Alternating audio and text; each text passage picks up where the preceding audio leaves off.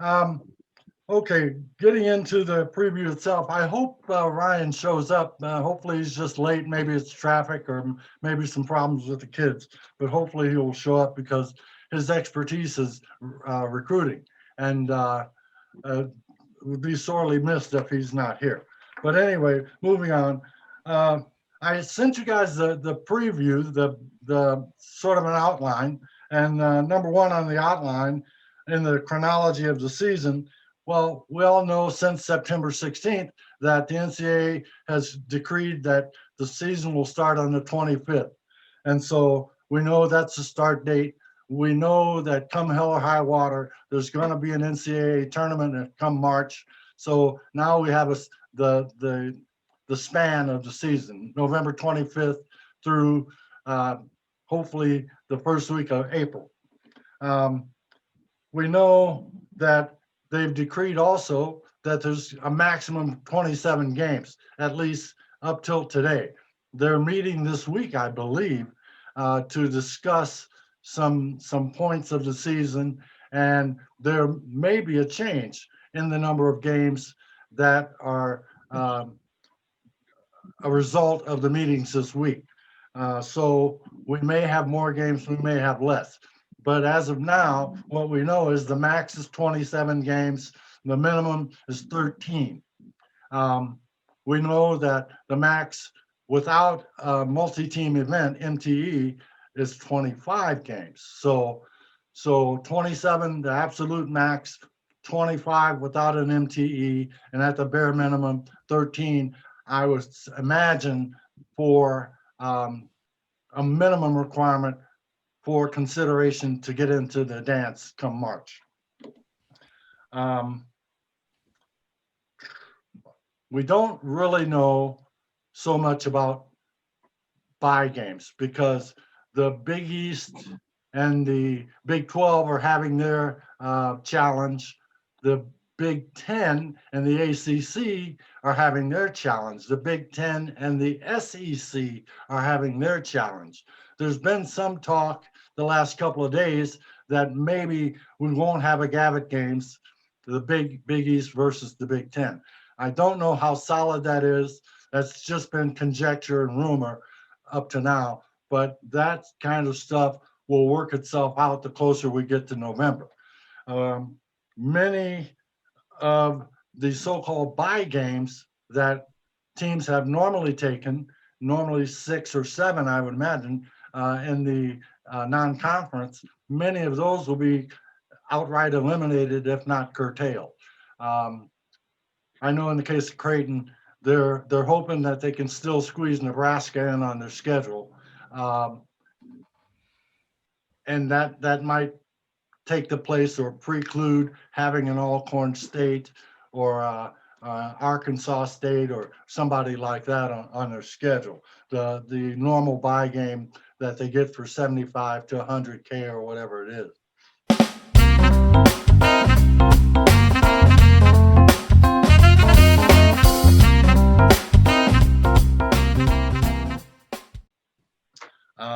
Okay, we were going to start number 3 with Ryan James, but he's not here yet, or he's not here. So um, I'll leave it up to you guys. Um, who do you think will be the impact frosh nationally this year, or the impact transfers this year? And just for the sake of argument, we'll start with Jon Nyatawa, if you don't Oh mind. man, putting me on the spot. No, Hmm. not at all. You're a big time reporter. Sure. I can give you all my expertise on Creighton, but if we got to go national, Well, I mean, yeah. there's a few guys that even in Omaha they know of. The guys that Creighton misses that goes to North Carolina or Duke or stuff like that. Right. Well, I mean, I'm not gonna lie. Creighton was scheduled to play Arizona State, Yeah. and that game most likely is not going to happen. It was scheduled to take place in November, and obviously, as you mentioned, the season's starting late, so probably not going to happen. And that unfortunately means that I'm not going to see Josh Christopher talented freshman for the Sun Devils. That's one name. Who else is out there? John? Oh, Well, I'll John? tell you what, the direction I go in nationally, the Tennessee Volunteers are back. Jaden Springer, Keon Johnson. I look at the Vols and I see a team in the Southeastern Conference, a program that Rick Barnes, had done some real good stuff with in recent years. Last year, a bit of a down year. They bring in one of the best recruiting classes in the country. It's a top 5 recruiting class nationally. You bring in Springer and Johnson. Those are 2 5-star guards that are going to just be able to play make, be able to create. And I think for Tennessee, this is exciting for them. They're going to be a preseason top 15 team. I think they have the potential to take off. I know people criticize Rick Barnes at times for NCAA tournament performance. I, for one, will say I'm buying the Volunteers this upcoming season. And then I point to UCLA. I think a big picture storyline in the sport of college basketball is the Bruins found their man, right? Like Mick Cronin was a guy that took this job. And I think a lot of people were like, Cincinnati to UCLA to Los Angeles. Does it fit? The slipper does fit. He brings in a good recruiting class. They have a nice core back, Tiger Campbell. Once a DePaul commit, now, once he committed to a couple schools, now a Bruin. They're set up for success. Those are the 2 schools that I look at nationally. If we hit on the Big East, I'm fascinated to see what Dawson Garcia does at Marquette. I think that between Garcia and Osei Gadaro, look, you lose the nation's leading scorer in Marcus Howard, and your backcourt has a level of unknown to it. Sure, you brought in DJ Card, the Ohio State transfer, but your backcourt has a level of unknown to it. So with that in mind, that puts an extra emphasis on your front court. And when you bring in 3 highly talented recruits who are all lengthy, who are going to provide a different dimension for the Golden Eagles, that's the class that gets me most intrigued, just because I don't know what to really expect from Steve Wojciechowski's team. I think they could be as high as like a 5th place team in the Big East. They could be as low as 8th or 9th. Yeah. That'll be 3rd. Yeah.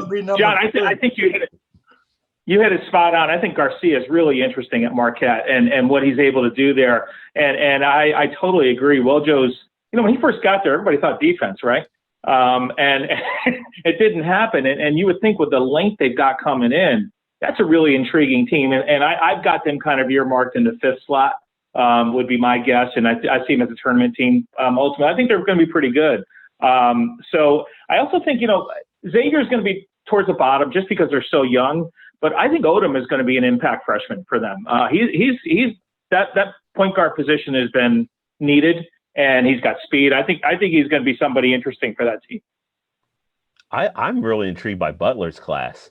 I mean, a lot of guys who maybe didn't have the big name value, but locally around there, people knew their names, and they were guys that were targeted early in the process by LaVall Jordan and his staff. And I feel like, he's starting to sort of meld a team together that plays exactly the Butler way. We always talk about that, and there's a certain sort of formula that works, but LaVal's putting his own spin on it and getting some guys in. And obviously, I know it's going to be tough coming in and they're going to rely on a lot of them, right away. They're going to have to. There's minutes to be had and spots to be won for some of their newcomers, but. I like the idea of a young core, young nucleus coming in and sort of plays in a new path. So I'm really curious to see if they're ready to go right away, if they need a year to kind of get nurtured in. Everyone always underrates Butler. I underrate Butler all the time. So I probably have them too low anyway. So I'm just eager to see what they can do because they tend to come out and play with a chip on their shoulder. Well, they'll probably beat Nova at least once. They always do. So, and I think, Scooby going down was kind of surprising, or disappointing for the team. I know that the base there is really saddened because he's a player and he's going to be a huge impact on them. So, Butler's always there. And, that's a solid team. And defensively, they're going to be great. Yeah, I mean, 2 players particularly interest me with Butler. That's Miles Tate. I think that there's a role for him with Johnson going down, and then you bring in, You've got Aaron Thompson and Jair Bolden back, but there's room for scoring there. Thompson's not a scorer. Bolden's not exactly a scorer. They need other guys to potentially like my biggest question for Butler is how are you finding your way to 60 points? How are you finding your way to 65 points? They're going to defend. You know, LaVall Jordan told me earlier this summer, defense is a non-negotiable. But at some point, like Butler was in so many close games last year. If you did not have a dog in the fight, no pun intended, you were watching them and seriously, like if you just like college basketball, you were watching them a lot because they were in so many close games. So can these freshmen step up? They're going to have the opportunity because the fact is this, Aaron Thompson's not taking your late game shot. Bryce Enzie's not taking your late game shot. Bryce Golden's not taking it.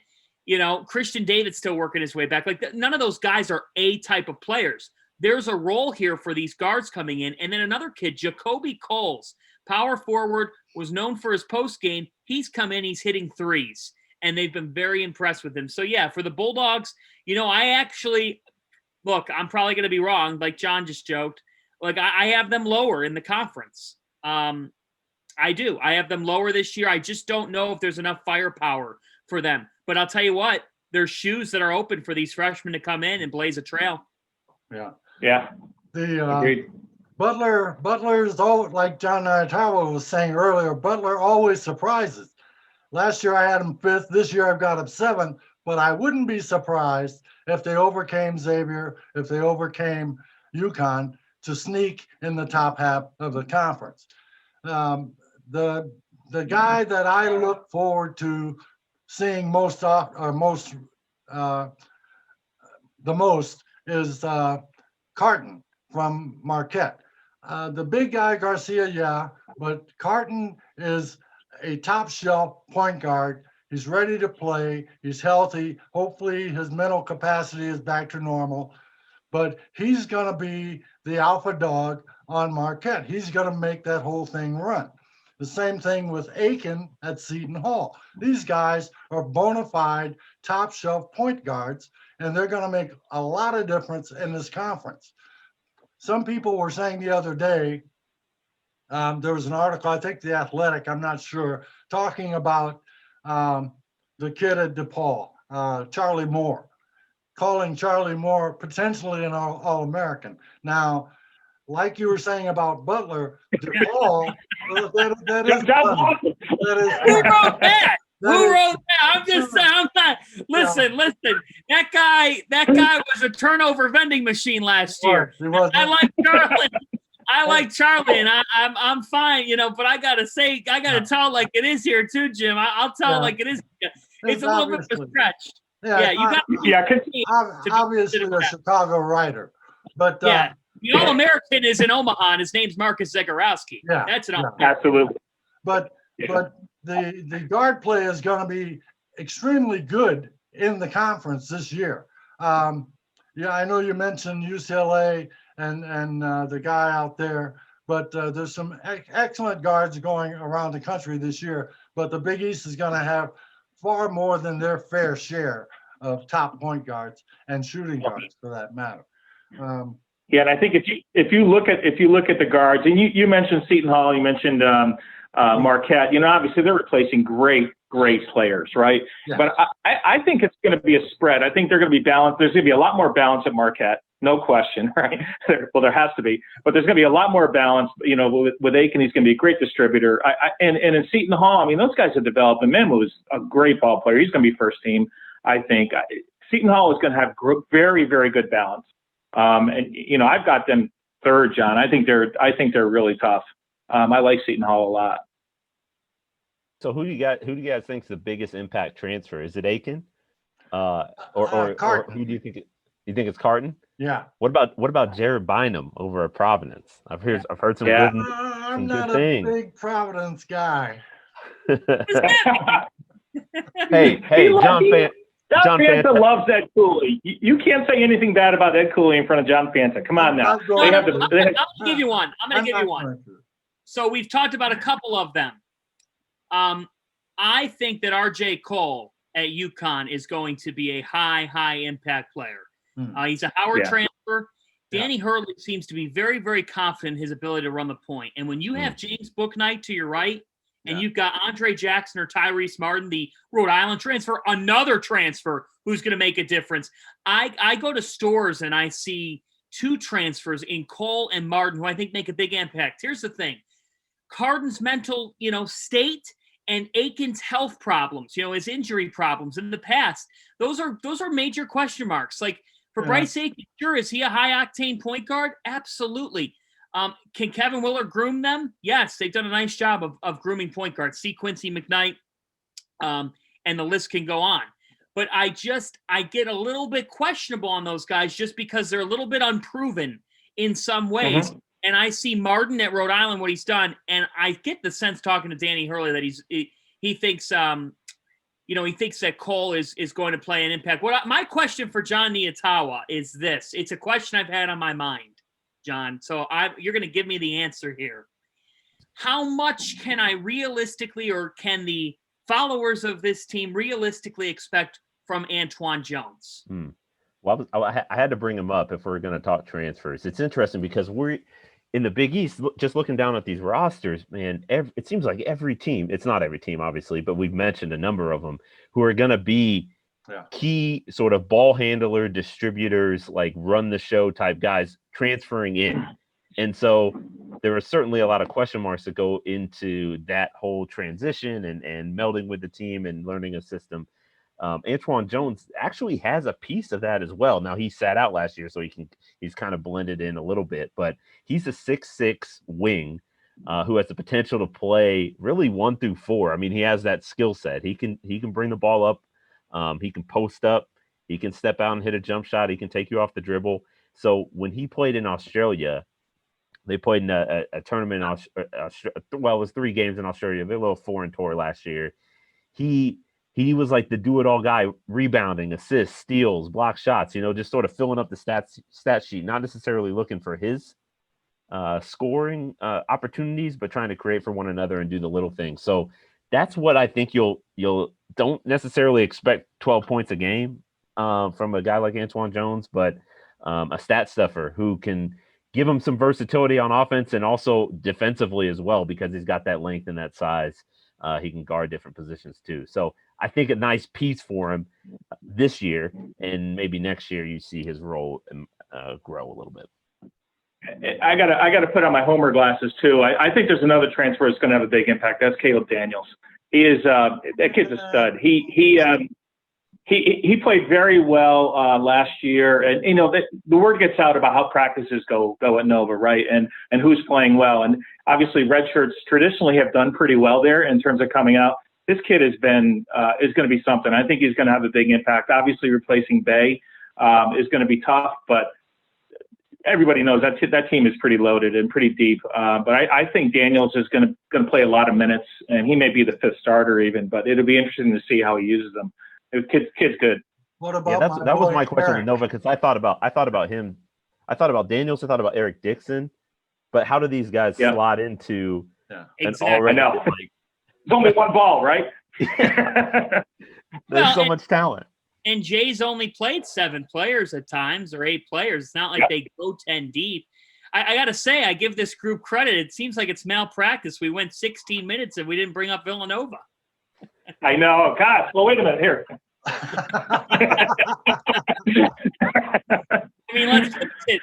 This is their league. It's their league to lose again. And I don't think, if you're going to start by talking about league guards, here's the thing. You got Aiken coming into Seton Hall. You got Carden coming into Marquette. This is why Villanova and Creighton are at the top of the Big East entering this season. They both have a veteran point guard who has a will unlike anything you see, like most players you see in college basketball. And when you have that type of play at the 1, you can match up against a lot of teams across America. But it's Villanova at the top. I think Creighton's a 2. And then beyond them, we'll see. But that goes back to Colin Gillespie and Marcus Zagorowski and what I think could be a really, really interesting Big East Player of the Year type of race. John, who would have thought? Go ahead.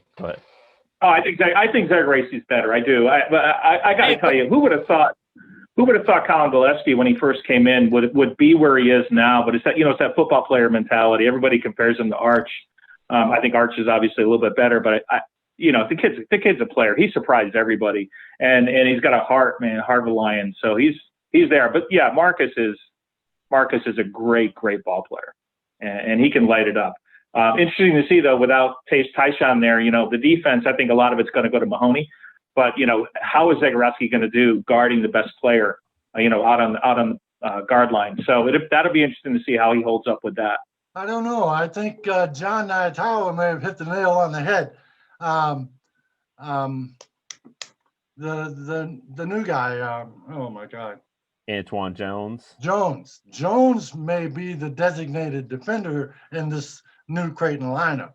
Zagorowski's only 6'1", 6'2". Jones can play 1 through 4. He may develop more so than any other into the designated defender, depending upon whether or not he gets enough minutes. Now, I think Marcus is just so competitive that he's going to say, "Give me it." Like I want now. If it's somebody who's a little bit longer, a little bit maybe stronger, just it doesn't match up, then maybe you'll see a Denzel Mahoney. Like I think Denzel Mahoney's a really underrated defender. He's got a lot of length, and he when he was called on at times, like he matched up against Miles Powell a couple times, switched on him. He had the big play defensively against Providence, David Duke late in that game in Omaha. And so he's a nice piece. But no, Marcus, that as you mentioned Colin Gillespie's mentality, that's why these 2 point guards and these 2 teams are so fascinating. And I can't wait to see them play, is because their point guards are wired exactly the same way.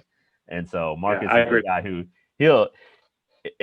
there were times last year when he wanted it, and he was playing next to Tyshawn, who was one of the best defensive perimeter players in the country. And so I think Marcus is going to be the guy who, now can he handle it? That's what we got to see. Yeah. And he's okay health wise. You think he's back okay? Oh yeah, he's good. Yeah, cool. He's healthy. That's good to hear. Let's save some of this Big East stuff for later for the Big East section and move on. We know that bubbles can work. The TBT last summer, the basketball tournament played in a bubble. NBA is playing in a bubble now. The MLS playoffs supposedly were in a bubble. The women professionals also played in a bubble, I believe. So we know that a lot of different solutions are being floated around out there about bubble play, whether it's non-conference MTEs, whether it's potential for bubbles in the conference, whether there some people are even still floating the idea of a regular travel season in the conference play, which I don't think that's probably going to fly because COVID's picking up steam again and we're getting into the winter. Bubbles may be the only way we actually get through this season. So what's your opinions on to bubble or not to bubble, and whether it's just non-conference or the entire season? What's your thoughts? Well, I guess I'll start. Here's what you're looking at right now from what I have heard and have reported on here over the last couple of weeks. You are looking at a situation where power conference schools, we've seen it with Louisville. It was reported yesterday, Xavier. I've heard of other schools that are taking this route across the country are going to host their own MTEs if they are pulling out, because what we're seeing is if you are going to a multiple team event in Florida or wherever you might be going, you have got to contact the state and get an exemption of a 14-day quarantine if you're logistically feasibly going to pull this off. Example, Seton Hall is likely heading down to Orlando for the Wooden Legacy. UCLA and Kansas are also in that 14 TBD. They contacted the state of New Jersey. The state of New Jersey said you do not have to do a 14-day quarantine. The system's in place down in Florida where ESPN events are holding a lot of their events down the wide world of sports because it worked well with the NBA, that it's feasible that it can be pulled off. I think besides those ESPN events, we're going to see a lot of schools, power conference schools, host, other power conference schools, but I think a lot of that's where the mid-majors, the low majors come in. You're working on an MTE in which the school is really operating it. You don't have to go through as many loopholes with event coordinators. You probably don't have to go through as much of your finances.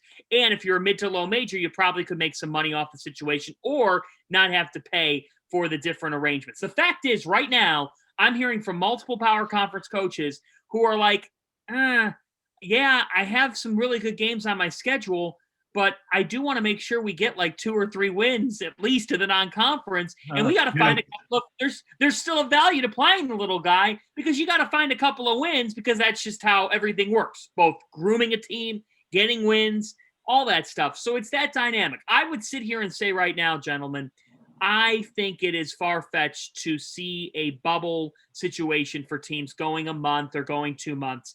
By all accounts, these conferences are going to try to travel. They trust the charter flight companies. They see what other leagues have done with the travel. Look, players are going to potentially, a student athlete can obviously get coronavirus. An assistant coach can get coronavirus. That could happen inside of a bubble or not. Sure. The fact is, you're not talking about, the presidents of these universities are not going to sign off on a 75-day or a 60-day or a 40-day bubble. They're not going to do it. Maybe 10, but I don't see there being large amounts of bubbles across college basketball. I think these schools and their presidents are trusting in their charter flight companies, trusting in the process of trying to make sense of their travel as much as possible, potentially clustering schools if you have to at a campus site for a weekend to get as many games in as possible. I think that's the most likely alternate possibility. But from what I understand, it looks like things are going to try to be as normal as they can be with trust in your charter companies that you're chartering everywhere you do go and traveling as one unit. Yeah, but you're predominantly talking about the conference slate, right? I am talking about the conference slate. But guys, if you're playing an 18 or 20 game conference slate, there's 5 or 7 non-conference games. I think we're making more of the non-conference slate than we should be, really, because we're talking about this non-conference slate like it's going to be some sort of 2-month-long slate like we're used to. It's going to be 2 weeks. Yeah. Agreed. But that's John, I think. Oh, go ahead. I think it's interesting, like what Xavier and Louisville's doing, because one of the things that I was worried about on behalf of the smaller schools, the mid-majors, without the non-conference, how are they going to have a strength of schedule, right, in order to even be considered down the road, right? And now they have a chance with that. And, each of these teams, obviously, in the Big East, they've got 20 games right out of the box, right? So they've got 7 left. And they're doing an MTE, you got 2 or 3, boom, you're so close. Nova's probably obviously not going to be playing the Big Five this year. At least not all of them. So with Virginia and Texas already locked in, it's just, I think you're right. I think we're probably sweating it too much. It's making the schedule makers nuts, right? I'm sure you've heard that, John. So, and have you heard that the Big Ten Big East thing is dead? Because that's kind of what I've heard. Yeah, I mean, it sounds like the Gavitt games are not going to happen this year. They might be able to do some of those localized matchups. My pet peeve is if you have a local rivalry like a Providence, Rhode Island, like a Louisville, Kentucky, you need to try to keep that game on the docket. I don't understand why in early October you're saying that game's not feasible. You're saying that because what? You're not going to get a gate. You know what? Life's not fair this year. Deal with it. Life's not fair. Not fair for a lot of other people. Figure out a way to play your rivalry games. Yeah, I agree. I think it's criminal that Providence is not playing Rhode Island. I mean, that should not be happening. John, is Creighton playing Nebraska?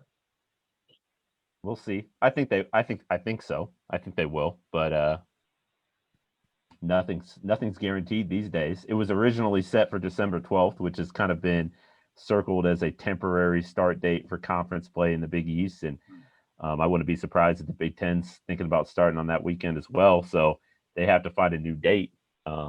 It's interesting just listening to, I don't disagree with a lot of the things you guys are saying, but it's just like when you think about trying to pull this off during a pandemic, it to me, it just seems so complicated to not have some sort of bubble scenario. Like the idea of traveling, 10 teams in action at 5 different campus sites on a Saturday and then doing it again on Tuesday or spacing it out, however the schedule looks like a normal schedule would. Well, what if one of those teams has a positive test? Sure. And then suddenly that team is out? Or, what if that team has multiple positives, or what if there are two teams? And then just look at what's going on in the NFL right now. And that's a league where they fly privately and they secure themselves in a hotel, and they're professionals. They're trying to be smart about it, but they're still the virus is everywhere. It's so contagious that it just seems inevitable that there's going to be positive tests during league play. Absolutely. And so if the league is okay with saying, well, we're going to have chaotic moments where Xavier, you may not play for 2 weeks because your next 3 opponents are in quarantine, and maybe that's the way that it works. You build in some sort of makeup dates at the end of the season and just try to go at it that way. That's possible. I don't think that I definitely understand the sort of the negative, the reasons why you wouldn't want to set up a full season bubble. That doesn't, you hear from the NBA players of how much mental health concerns there were just from being isolated in one spot for so long. And those guys are older, more mature, millionaires, and you're asking college students to do something like that. No way. That certainly isn't going to fly in this climate of college athletics. It's also extremely costly.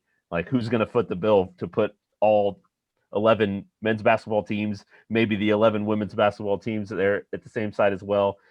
That's crazy to think about how much it would cost to pay for lodging of officials and staffers and all this stuff. But maybe kind of what you alluded to, John, with the mini bubbles or the small team clusters, that maybe it's a weekend, maybe it's a week, maybe it's 2 weeks, where you just try to knock out as many games as possible in a controlled sort of bubble-like setting where the risk is very low, lower than it would be if teams are kind of traveling back and forth and just kind of living on their campuses or in their cities. So I don't know what the solution is. I don't know if there is one good one, but certainly the Big East is doing what it can, and all these conferences and schools are trying to put as many plans in place and contingencies.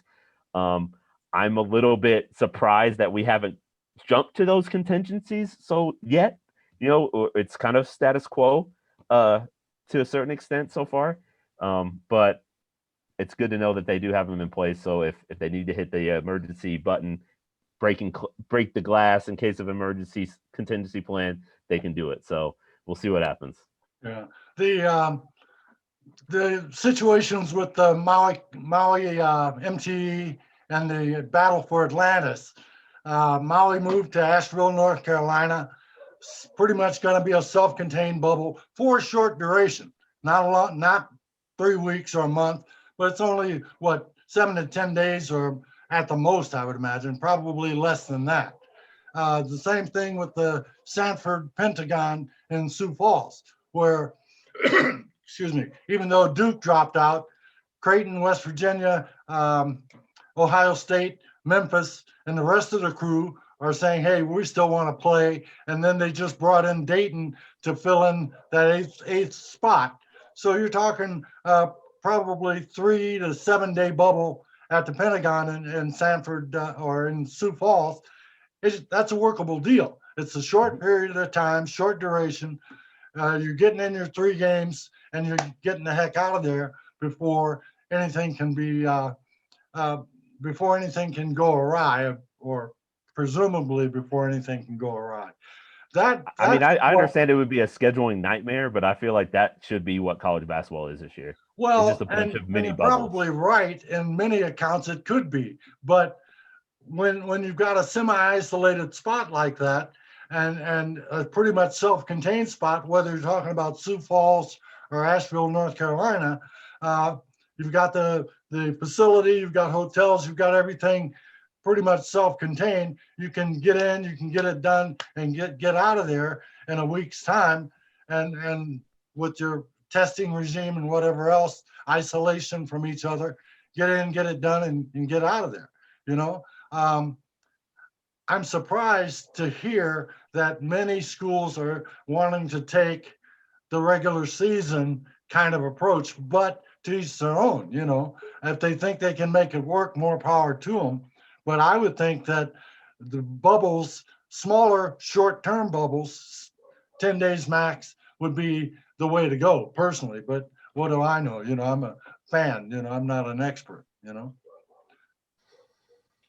Okay, Well, moving on. you may see a lot of smaller conferences try something like that, because while the power conferences have a little bit more resources and you know, the testing piece, we haven't even discussed that, but that's a big part of it too, because that might answer some questions if you know the day of a game or every day, 5 days leading up to a game, if you can do daily testing, what the status is of your team and who's testing positive and negative, like that might answer a lot of questions there too. So, but smaller conferences may not have the resources to test daily. So, and remember, just one thing to remember here: whatever you do with the men's, women's basketball is equitable here and is going to get, you know, that similar type of stuff. So when you're talking about millions of dollars potentially running Bubble X, you've also got to be able to run Bubble Y. I mean, that's the thing that you have to look at here. And I think when you've got university presidents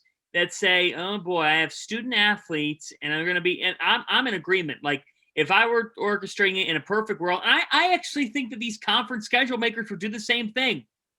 Of course, if they could cluster UConn, Seton Hall, St. John's, Providence one weekend, and Creighton, Marquette, DePaul, and Xavier the other weekend, and then you work out something else between those couple of schools, it would be great to do mini AAU type weekends. I totally agree with that. And we might still end up seeing that maybe to start out conference play when these guys are beginning Christmas break and can play a game whenever.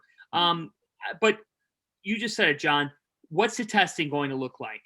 You know, that's a big thing. And that's why the little guy, which I was concerned about, in the mid-major school, they don't have that same requirement. That's why it's important that some of these campuses host MTEs to allow those mid-majors and low majors to come in, so that then those power conferences can basically pay for their testing.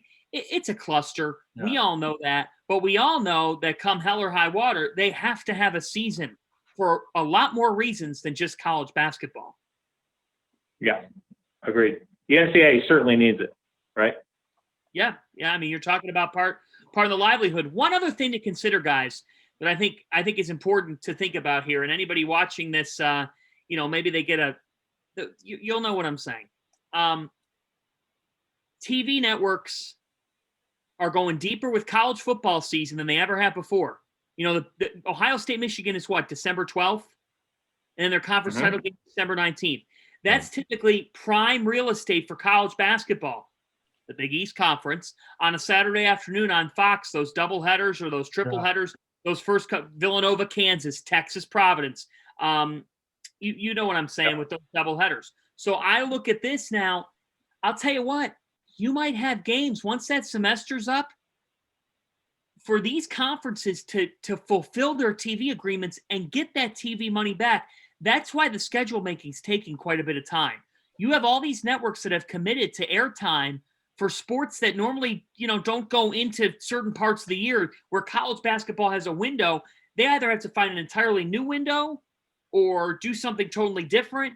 And when you only have so many networks on linear television, you know, you might not get the same money from your TV partner if they don't have the airtime to fill your game. And we all know that for these conferences, their TV money is huge, absolutely gigantic. Yeah.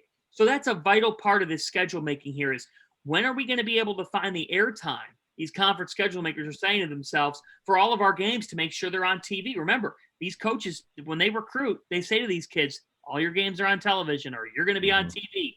They're going to try to fulfill that in the best way they can. You know, that TV money this year is more important, right? Without Gates, so they have to get it. Yep. Yeah. Go ahead, John. I was just going to kind of make one quick point about the professional realm, how we saw NBA playoff games taking place during the day, and we're seeing it right now with Major League Baseball. Like, I mean, certainly early in the playoffs for MLB, you'll see some day games in maybe the divisional series rounds, but as the series as we go on, we're just it's different. Everything's changed, and networks have made it work.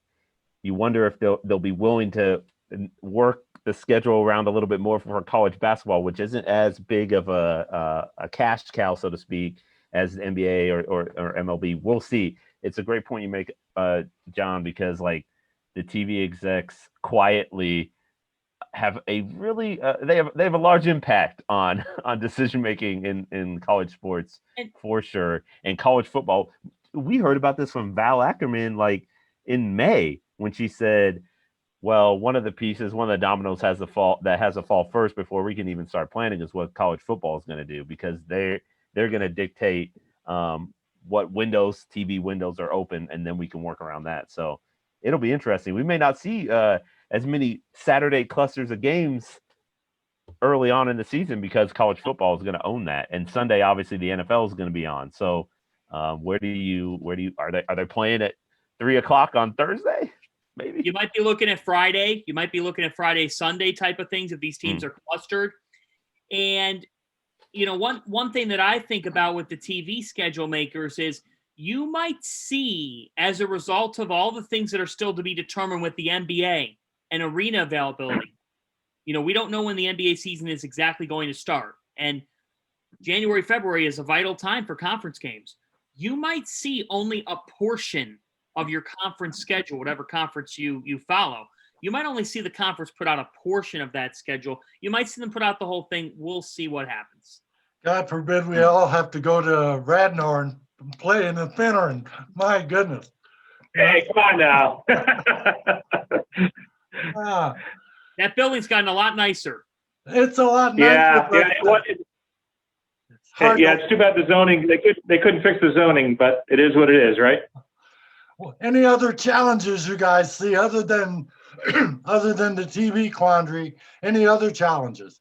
We're going to be seeing shortfalls of money all across the board. No fans in the stands.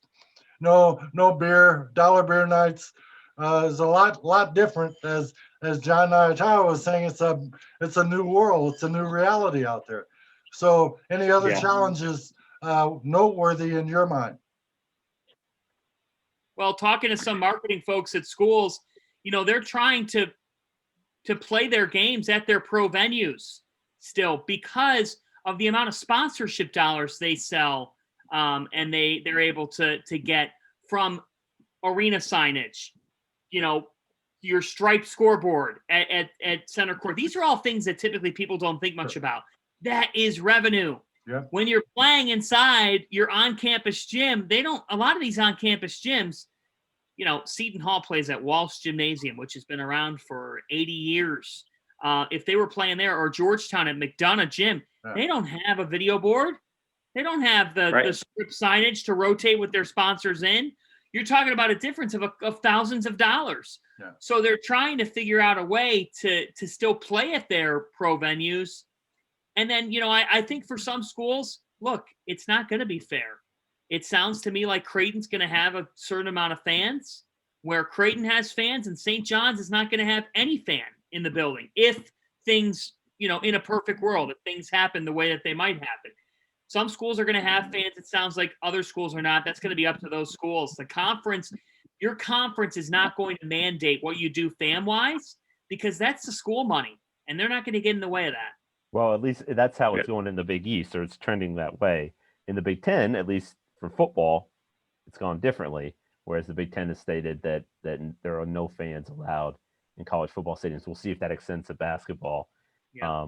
But, yeah, you're right. Not only is it up to the schools, but it'll be up to the county health departments as well. So, and what your positive test rates are. So, yeah, I think one of the challenges that maybe we didn't talk about was just like the community that these universities are in. Like, what's the data saying, and how much pressure, whether it's just from the public or maybe it's from politicians, is put on university leaders, college basketball teams, athletic directors? Like, what kind of impact does the city that they're in, what their rates are, is there an outbreak in a city, that kind of thing? Does that force somebody's hand one way or the other? Like, hard to know what that's going to look like in 2 months. And it's going to be ongoing, because practically every day it changes, the situation changes. This block of states has more COVID, a greater increase in COVID. This block is holding steady, and maybe these few states are seeing a decrease. So it's us out here in the Midwest, we got to step our game up. Our numbers are up, so sorry about it. We got to do better. we were pointing the finger at the East Coast like 6 months ago, saying get your act together, and now it's up to us. So, well, you can always point to Florida. If you need a scapegoat, Florida is always a good one. Okay, any more challenges that you can think of off the top? What about the dance? We're talking possible bubble, possible normal. The ACC had some foolish notion of every college football or college basketball team in the country playing in the tournament. Several other people have advocated 64, or some have even gone so far as to say 32 teams and whatnot. What's your take? We know we're going to have a tournament. There's no doubt about it. The NCAA cannot survive 2 years in a row without having March Madness. There's just no way. They lose way too much money. $700 million to $1 billion last year with no dance. They just can't afford to do that 2 years in a row. They'll fold, and we'll all be joining the NAIA, But what's your thoughts on the dance? Numbers, size, location? TBD. I think like you said, it'll happen in some form. I think the hope is that it'll stay the same in terms of the structure. I think that because the NCAA makes so much money off it, and it is an NCAA run event, they have the staffing in place to where they could set up bubbles, multiple bubbles, mini bubbles. They were talking, the leadership, Mark Emmert mentioned 2 months ago, the possibility of creating bubble-like settings for basketball and fall sports that are moving to the spring. So I think the NCAA has the flexibility to do a number of different things, and based on what you said, it will do it. So I don't think you have to worry about the NCAA tournament. It's going to happen. Well, assuming the regular season goes down. But as soon as there's, I couldn't agree with you more. I mean, I think a lot of it is, what's our regular season going to look like in this sport? But I would say this: how coincidental is it that Indianapolis is the Final Four host city this year, and that is where the NCAA is headquartered? That is where the NCAA, not that they don't have relationships great all across the country, but they've got Lucas Oil Stadium in a flash. They've got Hinkle Fieldhouse. If you want to go to IU down to Indiana, if you want to explore options with South Bend, I'm just saying there could be a situation here. Maybe if it's at the Final Four, sure, it might be even sooner. You might see the NCAA make a move to say, hey, when we get to the second weekend, we are going to start to bubble teams up in Indianapolis. We have the capabilities to do it. We've worked with Indiana. We've worked with the city. They love the NCAA. The NCAA loves them. I think it's a great thing that the NCAA does have their Final Four city this year, not in Los Angeles or not in Arizona or not in San Antonio, but it's actually in their headquartered city. And I think they've got a lot of plans up their sleeve there because of the capabilities that you do have with the city of Indianapolis, a city that is more than capable of hosting big time, largely populated types of events, and could do it potentially in a safe way. John, I think you're right. I think Indy's a great place. As a matter of fact, I'm the eternal optimist. I entered the lottery for tickets for the Final Four, so just forever hopeful. But I think 4 or 5 bubbles throughout the country for the tournament would be great. I mean, and then work your way to Indy. I think at that point. But yeah, this is we're painting a phantoms until the regular season happens, right? I mean, we don't know what's going to happen with that. But I think they will cluster. It may not have as many outlying, 2 or 3 places to play for the East region. They may have it all localized. And I think that'd probably be a good way to go. But.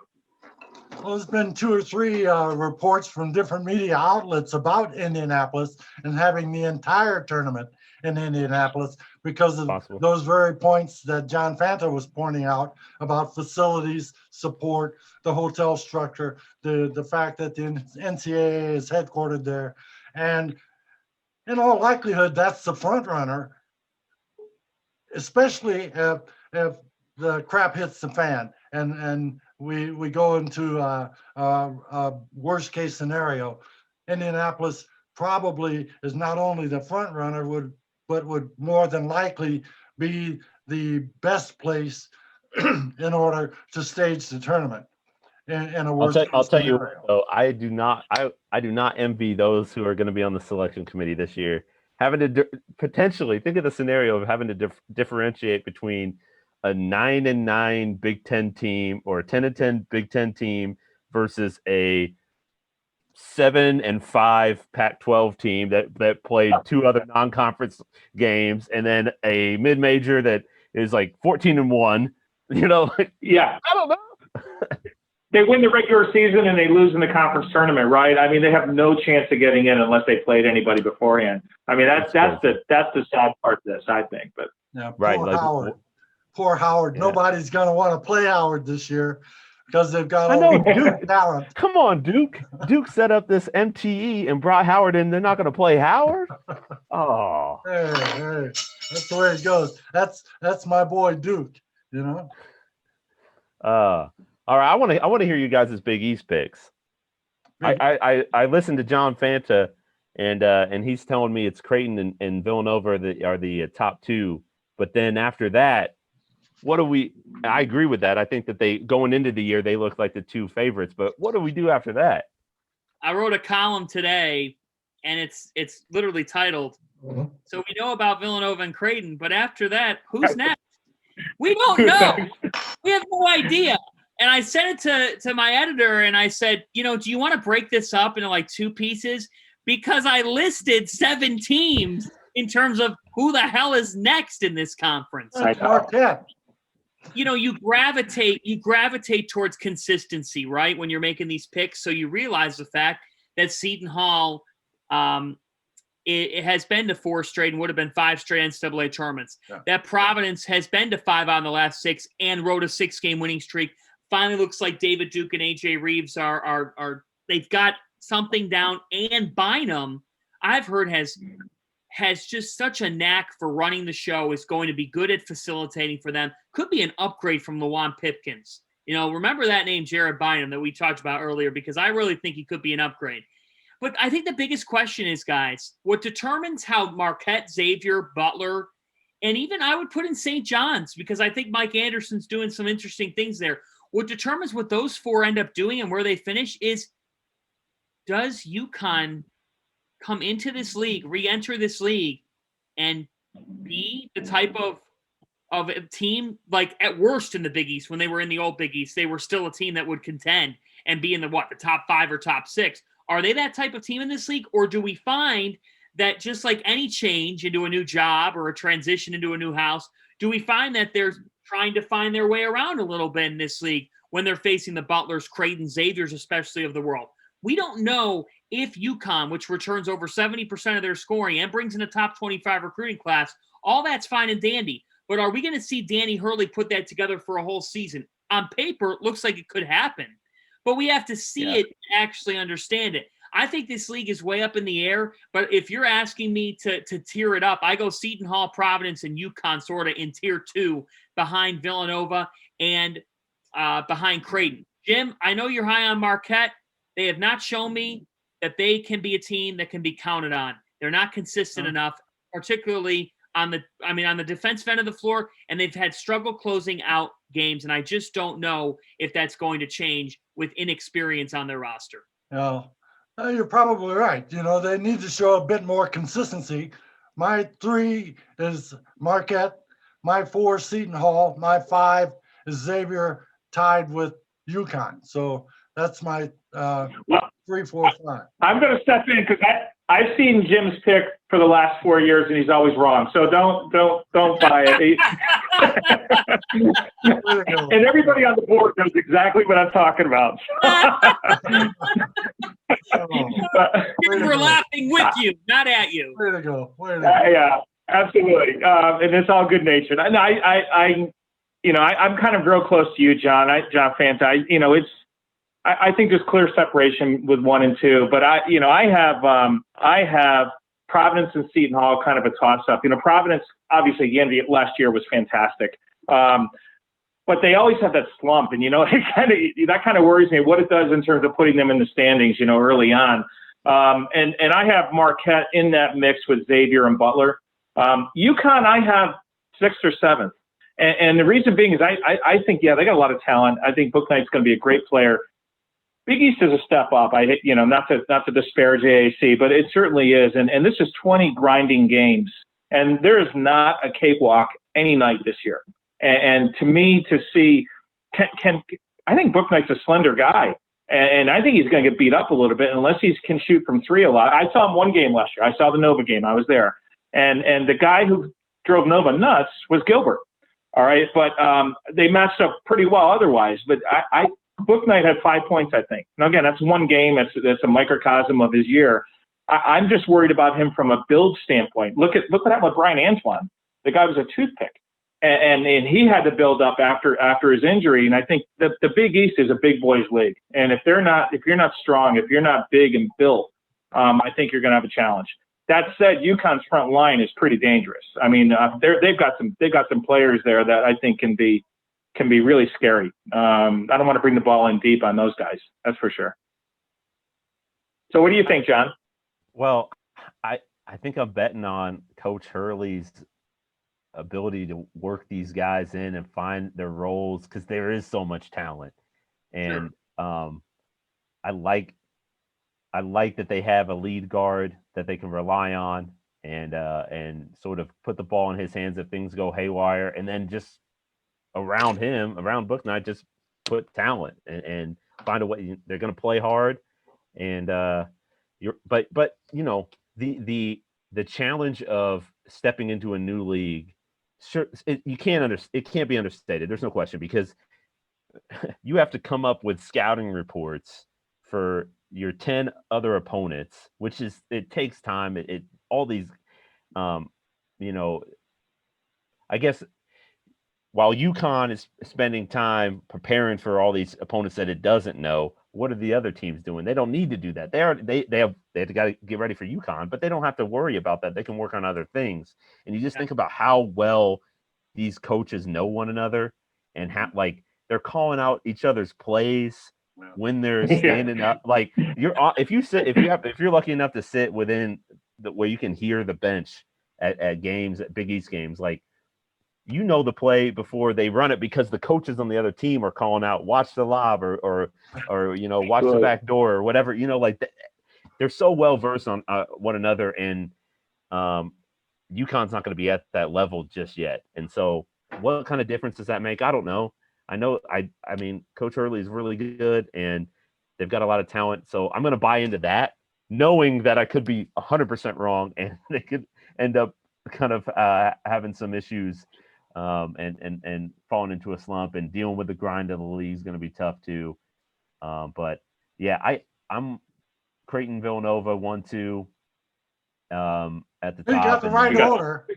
You got that mixed. No, that's mixed up, guys. Look. I'm not gonna bet against Jay Wright, no doubt. So if you have to pin me to the wall, I'll tell you that Villanova is the number one favorite going into the league. But I don't think Creighton's get enough credit, because the argument that is made for Villanova, or there's an assumption for Villanova that the Wildcats are going to be fine. They lost Sadiq Bey. He's a first-round draft pick, a really good player who shot the lights out of the ball, was versatile defensively. They're going to lose him and be cool. They're good. Whereas Creighton is going to lose its top player, Tyshawn Alexander, good two-way guy. And who knows what's going to happen? Can they play defense anymore? How are they going to score? Obviously, it's not that dramatic, but Creighton's got a couple knocks. You look at preseason polls. I get the preseason polls. What does it matter? But sort of the conversation going into the year is that, can Creighton replace Tyshawn Alexander? Whereas with Villanova, it's kind of a given that they will replace Sadiq Bey. And again, I'm not arguing that Villanova can't replace Sadiq Bey. I think they can. They got a lot of talent, and Coach Jay Wright's proven that he's the best coach in the conference, maybe the best coach in the country, he'll get it done. But with Creighton, I think the Jays have enough to replace to figure it out. They'll be different. They'll look different. Like Creighton was a small ball team last year. They were playing 5 guards at times. They're not going to do that. I mean, maybe it's possible you might see them in certain scenarios try it out, but like they're going to be a more traditional lineup. Denzel Mahoney, who was playing the 4-5, is now going to be a wing, a 3. They're going to maybe Christian Bishop, who was their 6'7", 5-man, maybe he slides to the 4, and they play some 7-footers at the 5. Look like a more traditional basketball team, but there's so much talent there that I'll say Villanova's the favorite, but Creighton's right there. And after that, I agree. They're very good. Creighton's very good. I think Epperson's going to be really interesting. Coming back from injury, Creighton is excellent. That's a great team. Yeah, and I agree with you. I think that Creighton, in my mind, is anywhere between I would say between a top 12 and top 17 or 18 team nationally in a preseason poll. I think if you're going all the way back to top 20-ish, I think that's too short.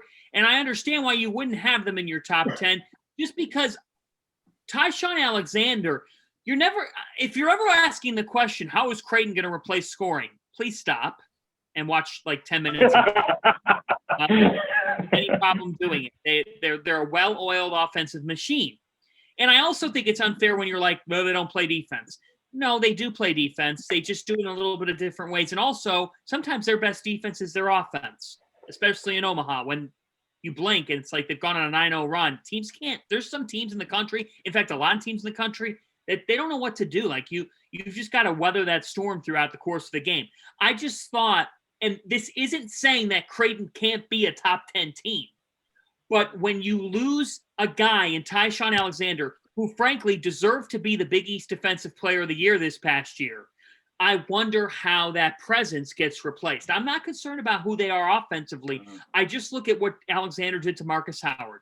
I look at what he did to Miles Powell. I look at what he did to some other great scoring presences for these teams, and I just wonder how that pans out for the Blue Jays on the defensive end of the floor. It doesn't mean they don't have the players. I thought I'm saying this, and John, we get around the conference and cover a lot of different games. I know you're with Creighton, but you get to different venues. You get to see different teams every night. I have never been more impressed, I'm serious when I say this, by a team on the road.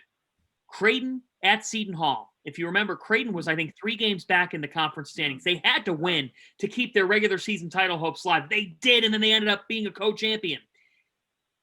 They went into Seton Hall. Seton Hall played well. Creighton beat them. And beat them with defense hustle. Damian Jefferson, Denzel Mahoney, both those players diving on the floor for loose balls, making game-defining plays. And here's the thing. You have, and I'm sorry here, I don't have a slide for this. You have a mofo. You've got an MFer playing point guard who is going to make whoever he's facing their life a living hell. You know why? He's going to outwork them for however long he needs to win the game. And last year when Zagorowski hit that game winner over Providence, I just felt like that was an early on in conference play. Like that was his coordinating moment. It was almost like, yep, this kid, this is his team. Alexander's a tremendous player. This is his team. Zagorowski's as good as any point guard in the country, and they do have some guys that have sets of cojones and have toughness. And that's why the Blue Jays can be right in the thick of things with Villanova and in a regular season title race. They absolutely can be. What I'll say about Villanova, I know it's been a long-winded analysis. If I were to buy stock into any player, I would buy stock in Justin Moore. You got it. He's the guy. He's the key. That guy is a stud. He is. Oh, absolutely. He's the guy. I mean, he is such a good player, and he's got star written all over him. What he did last year as the second or third option.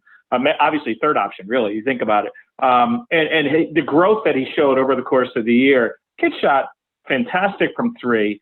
John, you were talking about scouting reports. They saw him last year. They didn't see him well, but UConn handling that hesitation move in the paint. Every other Big East team has seen that now. That kid is a player, and he's built. I agree. I mean, you know, it obviously starts with Gillespie and Robinson Earl, but to me, Moore is really critical to that team, and he's a stud. I totally agree. I'm buying stock.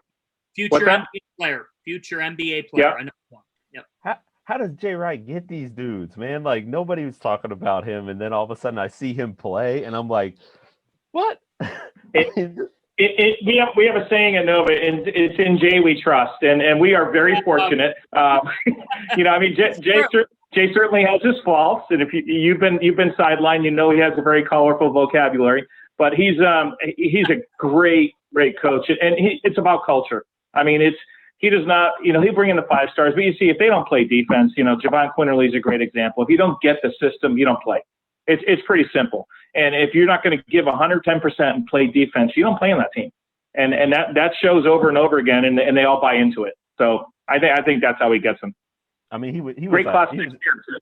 He was like a 4-star, right? Coming out of high school. I mean, he was a good recruit. It was just that, you know, he wasn't the headliner. And then all of a sudden I see him play. I'm like, oh my gosh, this guy's good. I mean, Sadiq is another example of a guy who certainly was not on the radar at all. Well, we fell into him. Yeah.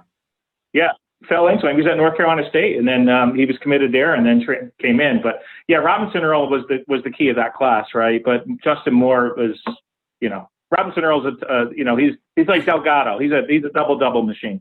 And I think the recruiting's not slowing down. I mean, they have their best class in program history coming in next year. Yeah. Yeah, and they may even get Keels too. I mean, they're in the running for him. If they get him, that's another stratosphere. Isn't it interesting how it worked out? Like, it's almost like Jay Wright had an extra year to put this class together. And it's like, you give him and his staff an extra year to work on these recruits and evaluate and figure out which guys he wants. It's over. Because they didn't need any 2020s, right? Because they had the whole roster coming back. So they exactly. And an unprecedented offseason with weird circumstances, they don't have to have anybody play catch up.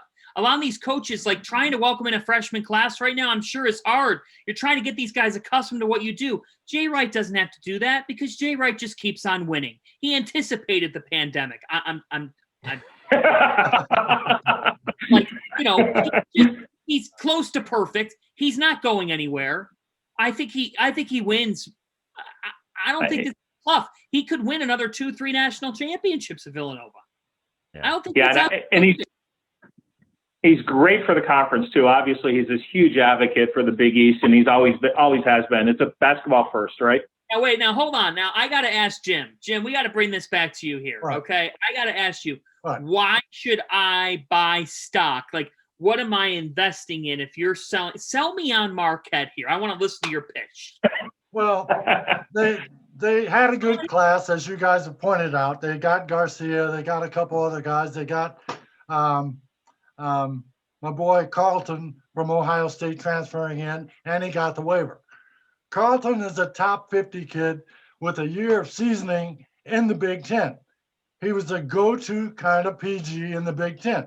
He wasn't scoring out of this world. He was only scoring 10 or 11 points a game, 4 or 5 assists, but he's steady. He was one of rock steady PG. You got Theo John coming back. You got a couple of the other guys whose names. McEwen. Yeah. McEwen's a really good player. And Kobe McEwen. They've got guys coming back who are proven entities. Theo John's a hell of a load to handle in the paint. Then you add Garcia. You add a point guard who's not going to be taking 50% of the shots, but who's going to be making everybody else better. In Carlton, Carton, excuse me, you've got a guy that's going to make this team a lot better than it would be on paper, because he's going to get his dimes in and he's going to get everybody involved. I just got a hunch that, and I'm not a Wojo fan, don't get me wrong. I just got a hunch that they're not going to fall off as much as everybody's expecting them to with the departure of the brothers. I can't remember the guy. Well, Marcus Howard.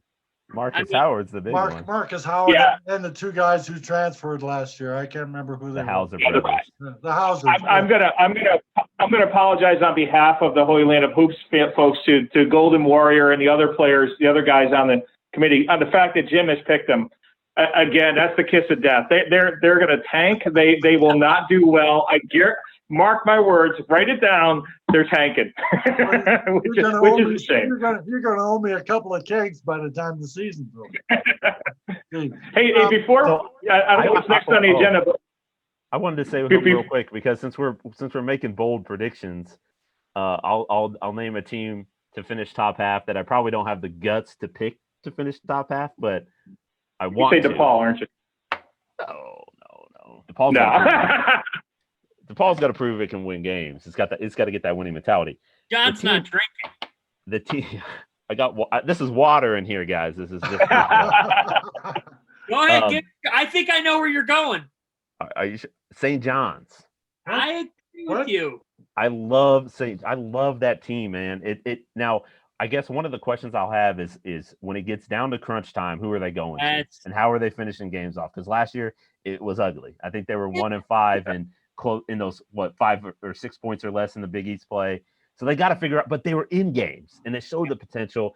And I'll tell you what, like they gave the 2 times I saw St. John, 2.5. I saw St. John's in person, and its offense gave Creighton fits. The way they run, their motion. The pace that they play with, I think one more year, just having that extra year to kind of work out the kinks a little bit with Coach Anderson. Like, I don't know, man. I like a lot of their young players. That defense always scares you a little bit if they get in your head and they can start ratcheting up the pressure and changing games that way. Again, I don't know who their go-to guy is, and I don't know how they're going to finish games, but if they figure it out, watch out. Yeah. Anderson's a great coach. Great coach. Who's 7 through 11? Who finishes set in the bottom? Well, somebody has to. I don't want to. I agree with you on St. John's. I'll say this. I think they're a 6 through 8 type of team. One thing about St. John's is that I think people almost overestimating the loss of LJ Figueroa. Because what they're saying is, now St. John's doesn't have a go-to guy. It's not as if he was their go-to guy last year, like have one. And they also got out-rebounded late in games and got out-muscled. They ended up being a smaller team. They brought in Arnaldo Toro, a George Washington transfer, who they believe is going to add physical presence to them down low. They bring in a kid named Isaiah Moore who had some length, but they've got Earlington, who I love. I think Marcellus Earlington's a high-motor player. I think that Josh Roberts is a solid player for them, providing that he's healthy. They need Greg Williams to continue what he did at the end of last season, and they really need Vince Cole to come in and score the ball. If St. John's finds a go-to scorer, they can be an NCAA tournament team. That's right. I said it. I think they're still a year away, but I think that they could be a team that flies under the radar again this year. Mike Anderson is a proven winner. You can old takes expose me. I've said this from the start. He's going to end this program's NCAA tournament win, misery, drought, whatever you want to call it. He's going to end it. He's the right man for the job. St. John's finally has competence at both head coach and athletic director. They have a Duke guy in Mike Craig who's smart. They have a head coach in Mike Anderson. They kind of feel like the Cleveland Browns. Like, they've been in ineptitude. Everybody is like kind of hoping, hey, they might get good. Like, that will kind of be a fun storyline. Now, they have smart people. They have grown-ups. They have people that get what's going on. So that's my thought on St. John's. My question to you guys is, Xavier, don't you feel like that a program that has gone to the NCAA tournament 12 of the last 14 years, don't you feel like this is a must-make year for the Musketeers? Yeah, and I'm nervous about it. Like, I don't know how they're going to get it done.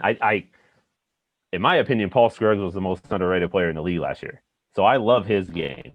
But when you talk about all the Najee, Tariq Jones, Quentin Gooden, I know he struggled from 3 and eventually kind of his minutes were cut a little bit, but like veteran leadership, they've lost a lot. So I don't know. We talked off the top about some of the freshmen that they're at, and Odom being a impact player right away, and I think that urgency piece, John, is going to be big with Xavier. What are they going to find answers on offense, though? That's kind of my thought. It never seemed like they found a flow last year offensively, and part of that was shooting. But I wonder maybe they can, with Odom running the show, maybe they can settle into finding a groove a little bit. It's interesting. A lot of the Xavier faithful on our board, and I actually went to Cintas last year and saw the game with Nova. The decision making was horrible. I mean, lack of basketball intelligence was clear. I think what's going to be interesting is their sophomores is Fremantle and Tanny. Do they develop or do they go into slump? Because I think they've got some talent, but I think they're a year away. I don't see how they could. The middle is just such a cluster. I don't see how they're going to be able to overcome those guys. There's too much talent in the middle of the league. Yeah, I picked them 5th back in August, but they could just as easily be 7th or 8th. If the Fremantle doesn't come around, Kiki Tandy doesn't come around, then what do they got? They got Scruggs, I believe. That's about it, right? He's the only one left. Yeah. And hey, John Fanta, you talked about it took us 11 minutes to talk about Nova. I was wondering how long it was going to take to talk about Cleveland with you. And you worked it in. Browns, baby. I did. Well, and then you have the Indians. It feels so weird, like on an aside. It feels so weird to say. I'm guessing this is what DePaul fans were feeling last year when they were 12-1. Yeah. Mm-hmm. Like, it feels very weird to be 3-1. It feels weird when you're in that position, and it takes time. Like we all realized last year with DePaul, especially, like, you've got to be ready for this league. This league is a totally different monster, no matter what you see in your non-conference. Yeah. And that's a good example to bring up. The DePaul ran through the non-conference like they were a new world order or something, and then they get to the conference and boom, hit the wall. Good analogy for an incoming UConn. They were getting better as the season ended last year. They're like has been said by you guys already, they're stepping up in class, and it may well be like what DePaul experienced last winter, coming into the Big East and UConn hitting a wall in much the same way, because as Jon Nyatawa pointed out, they have to scout everybody. It's a step up in class, and it's not going to be an easy thing for them to do.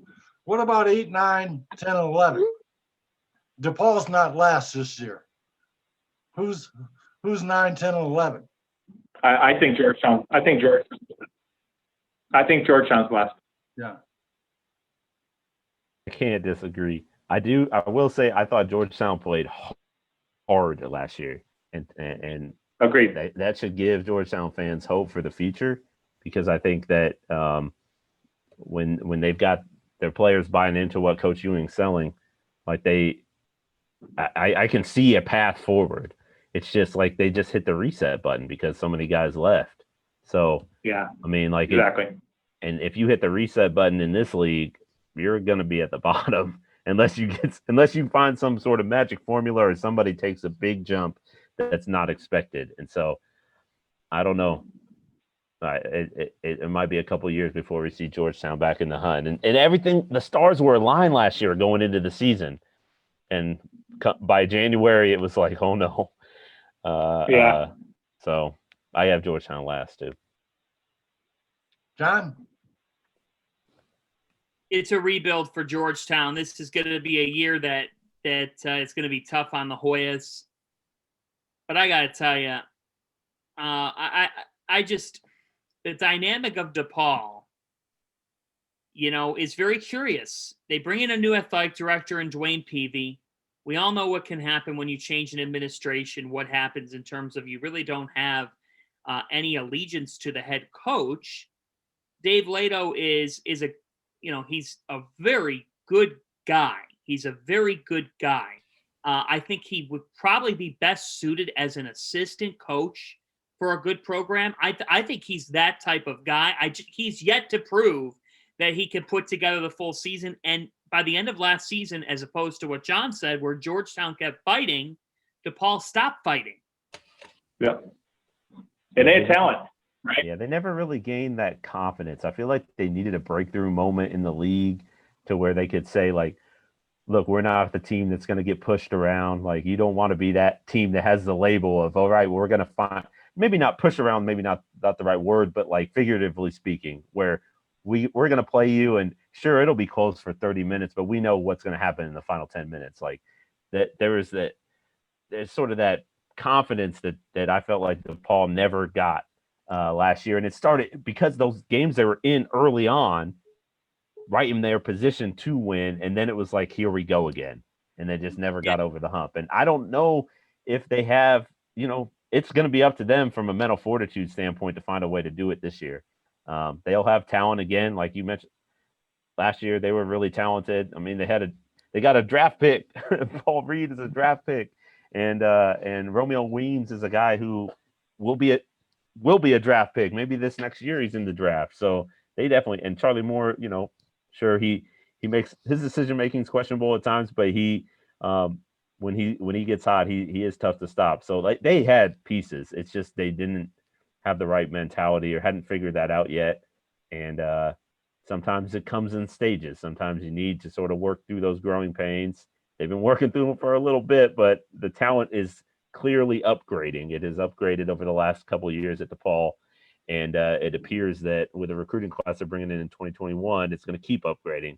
So now they got to work on that between the ears piece, which is so important. It's hard to like put into words, but you just know it when you see it. I mean, case in point was Villanova coming to Creighton last year in January when the Jays they had sort of Villanova on the ropes for much of the game, and they just couldn't put them away. And little did they know Villanova was maybe a different team. You had them on the ropes like that, and maybe you just need one play and it's fine. But Villanova was perfectly fine playing 6 to 10 points down because Villanova knows how to close, and they're completely confident in that situation that they were going to find a way to make the plays to get the win. And you just saw it in the way that they went about, from end to end, how they carried themselves on the court and how they reacted afterward. It was just like I remember I think I asked Colin Gillespie after the game, like, how, what was your mentality like in face of that crowd and the team that has the lead? And he's just like, that's Villanova. That's what we do. We go to we go to the road. We go on the road and we win. That's what we do. And I'm just like, okay. John Fanta said it exactly. It's just a quick matter of time before the quote is, well, we're just playing Villanova basketball, right, John? Yeah, it is. And I think you bring up a good – and I think that's what's key with UConn. Like, it takes a certain mentality to win in this league. We don't know if they're going to have it or not. We think that they will. We think Danny Hurley's going to just have this team ready to go. It's still a lot to ask.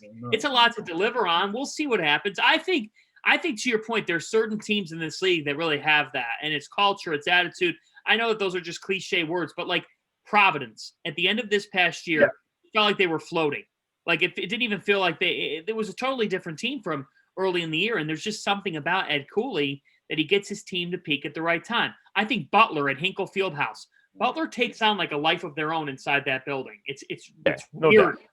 Weird. Games take on a life of their own. If you watch Butler play last year, some of their games at Hinkle, I remember that, what was it? The double overtime against Marquette and the bucket game with Villanova. There's just some teams and that just they take on a life of their own, either in their home venue or down the stretch in the season, and they understand what it takes to peak at the right time. I guess it all goes back to Marquette. Like, I'm waiting for that from the Golden Eagles. Where is it? We've yet to see it consistently. We've really yet to see it. And they've had the talent, so they can't say that. They can't say that they were under. Talent isn't everything. Yeah. Talent isn't everything. I would rather have a staff that knows how to develop 2- and 3-star kids than a staff that just brings in 4 or 5 stars and has bag carriers. Yeah. Agreed. John, just a real quick question. Who do you guys think the most talented team was in the Big East last year? Great question. From pure talent, who was the most talented team? St. John's. Last year? Yeah. No, not last year. See, that's the guy who's picking Marquette.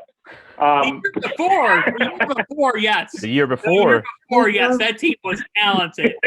that team beat Creighton by like 20 in their own building. It was one of the weirdest games I've ever seen because it looked like St. John's didn't prepare they just beat the heck out of them. St. John's beats Creighton every year. In my mind, so here's my opinion on that. I truthfully believe that the most talented team in the conference, from a standpoint of high-level scorer, when everyone was healthy and when they were on, incredible scorer, tough as nails junkyard dog point guard, 6'11" Swiss Army knife, a 7-footer who was just a freaking machine. Oh. I just thought that Seton Hall was the most talented team in the Big East last year on paper.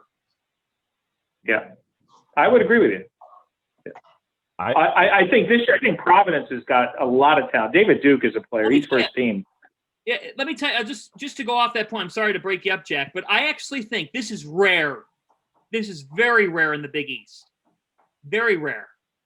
I thought Creighton grew the most from start to finish, and they ended up just beating Seton Hall in Omaha that last game. You're going to lose games in Omaha.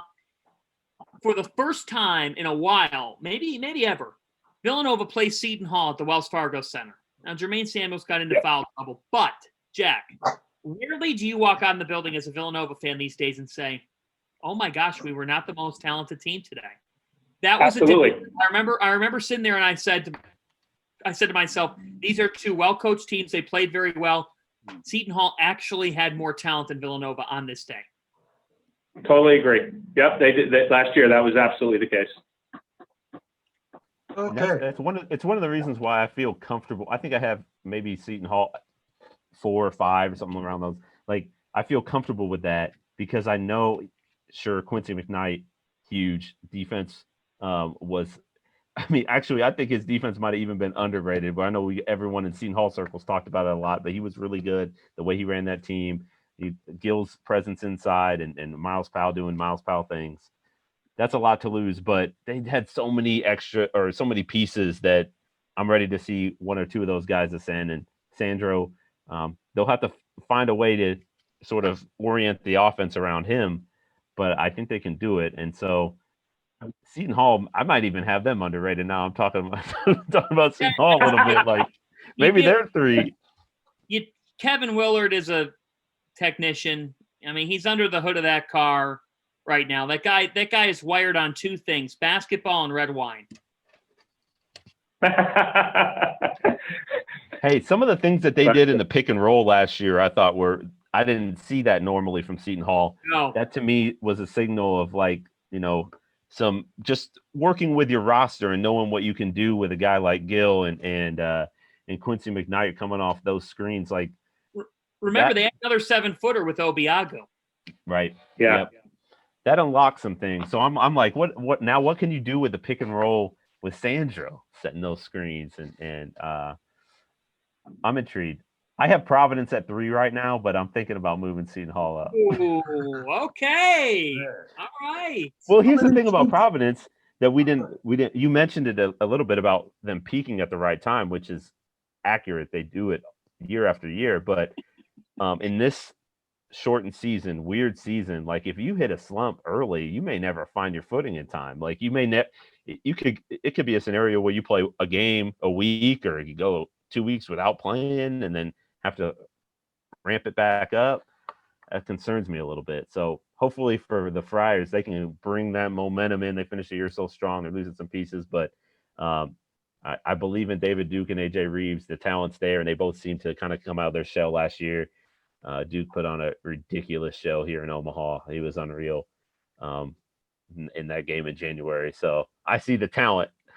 That's why I have him at 3, but I'm nervous now.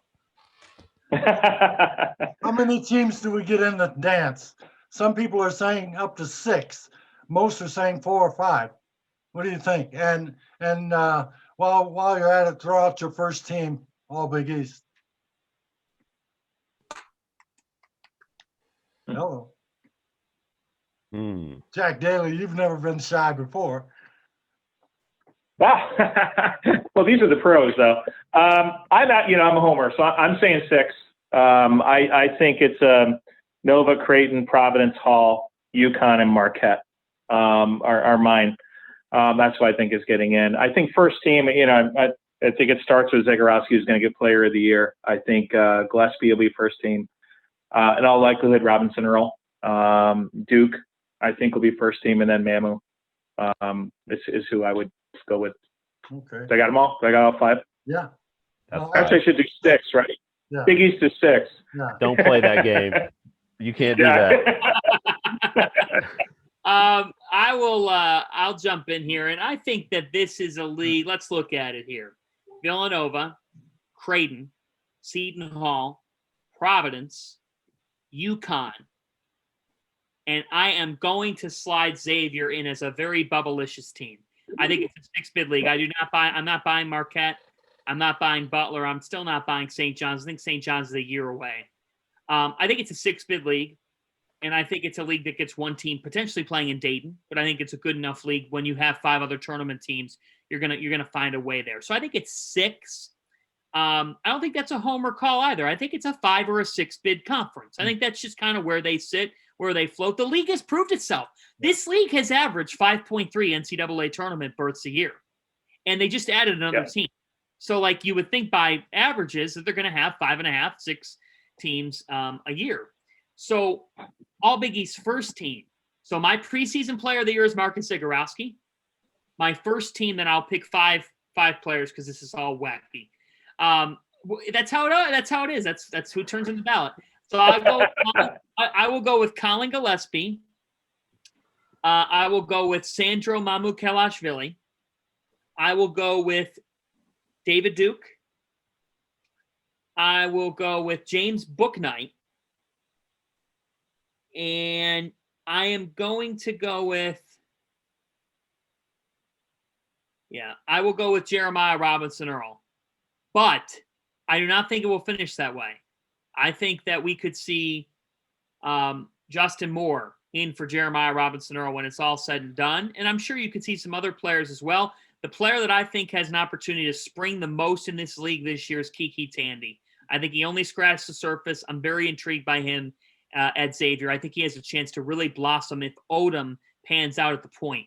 Tandy needs a nice guard to go alongside him. Scruggs is really good. If Scruggs and Tandy are scoring the ball consistently, Xavier could be a tough team. Remember the name Deontay Miles, big man inside. He redshirted last year. They have a lot of faith in him. So that would be my All Big East first team. If there was any player that I could have that's not on the first team, if I'm starting a pickup game, you guys are all going to look at me, but I would absolutely pick Mitch Ballack with my draft pick. Inside the gym range, right? He's a coach. He's a coach on the floor. He's smart as hell. He does everything right. You can count on him.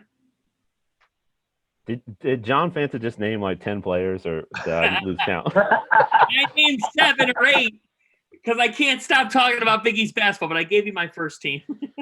Man, no, yeah, I was just playing. John, you made the great point about the number of teams that the league has had on average in the NCAA, like 6. Why would you not guess 6? Because that's kind of what the average has been. So I would go with that as well. I think Creighton, Villanova, Providence, Seton Hall, UConn, and that 6th spot. I don't know, Xavier, Butler, St. John's. Maybe St. John's. I don't know.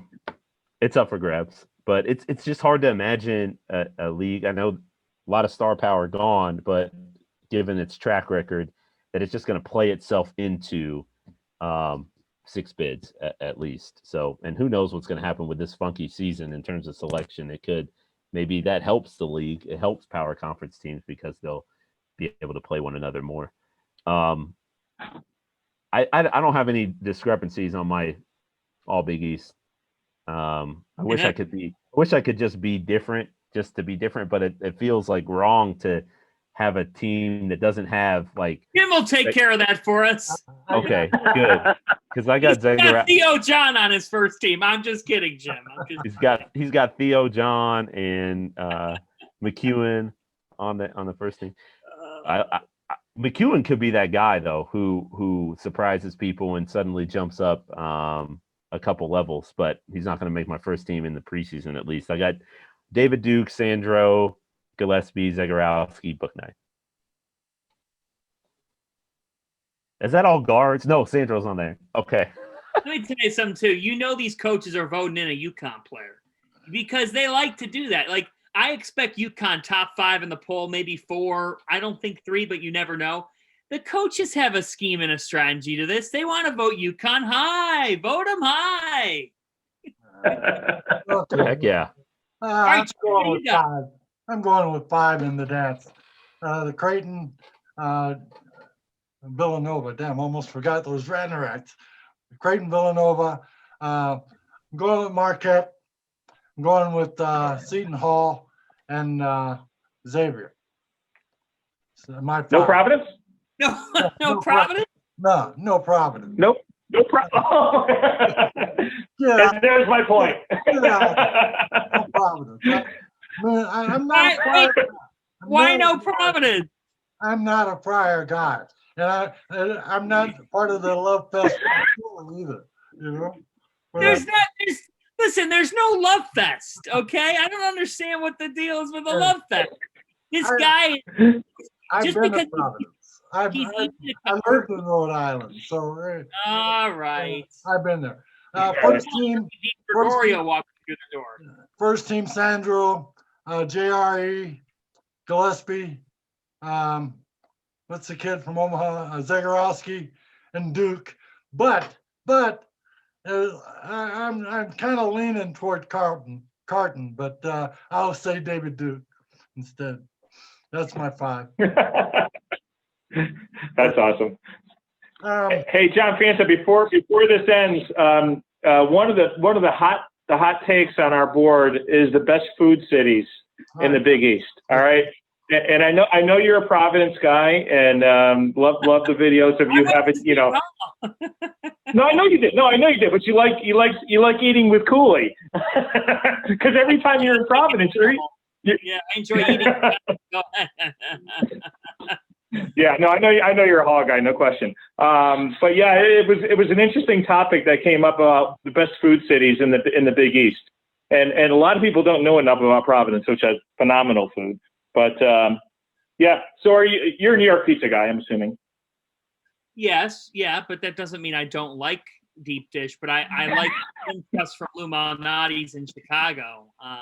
The problem is we just don't get out to Chicago much. Like the only time I'm assigned out to Chicago was for DePaul women's basketball, which now, you know, will still be assigned, but we all know when women's basketball is going to win the Big East because, yeah, it's pretty UConn's in there. Yeah, right. Yeah, that's pretty. Yeah. You know, and so I think for food, I've had good food, and I'm not just saying this because John's here. I've had good food in Omaha. I like going to Varsity in Omaha. I think it's a really nice sports bar. They have good pizza. They have good pizza. They have good food. I like Varsity a lot. Milwaukee, Elsa's on the Park. Talk about a great scene, great vibe for dinner. I don't know when we're going to be going to these places, you know. I know. This year.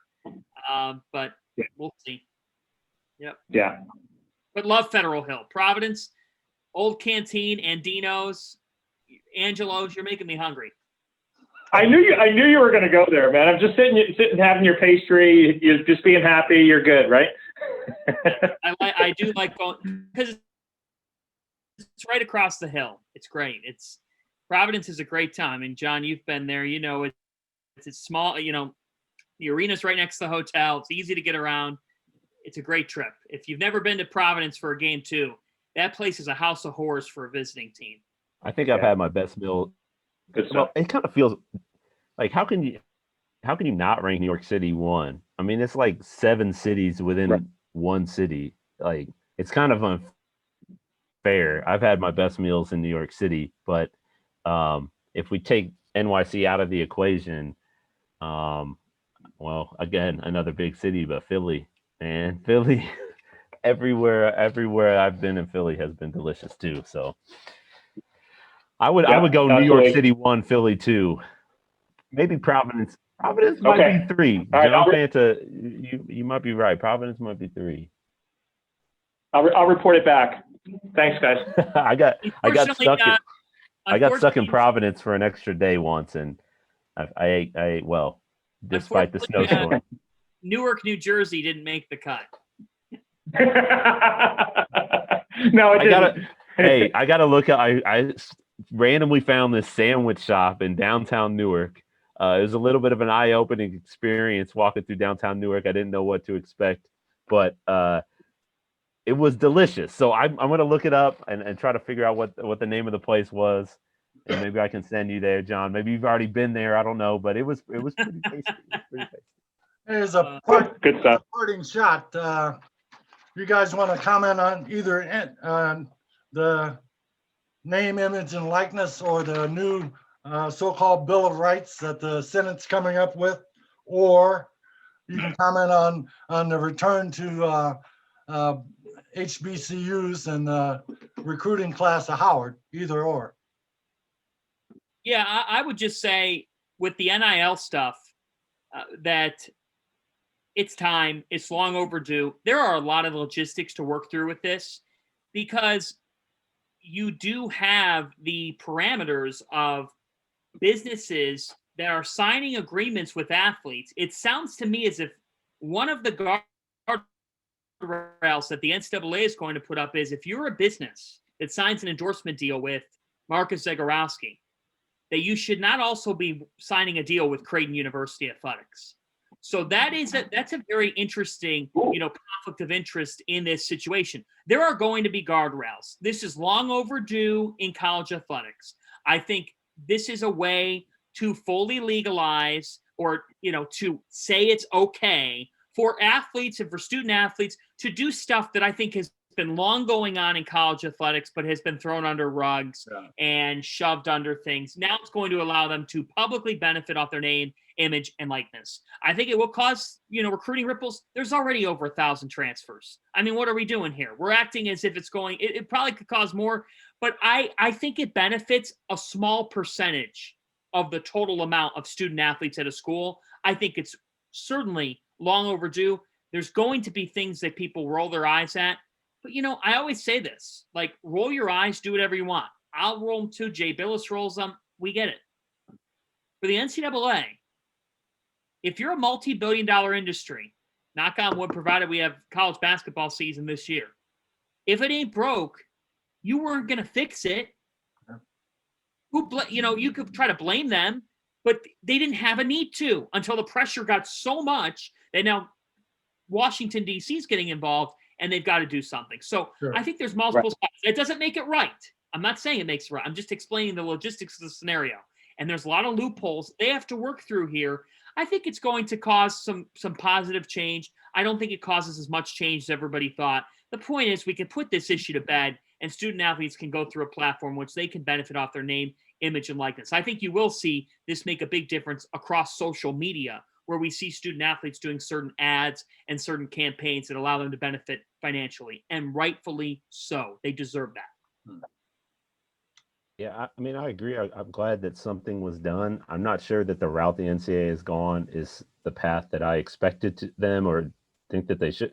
They've kind of individualized it, right? As John kind of laid it out, the players will have, certainly they deserve to have ownership of their name, image, and likeness, but the scenario of a fourth string guard trying to get sponsorship dollars for his name, image, or likeness, and having to, whether it's his agent on his behalf or somebody campaigning to try to get, hey, can I get my guy to do this commercial, when that entity is like, well, should I go with this guard or should I go with the university that maybe has that I can have a bigger effect? And I don't like that piece of it. I think that I think I would have preferred to see it sort of all happen under the university umbrella, and that the university sort of like it just all these athletic departments, the departments, the money that they bring in for their sponsorship dollars, whatever X it is,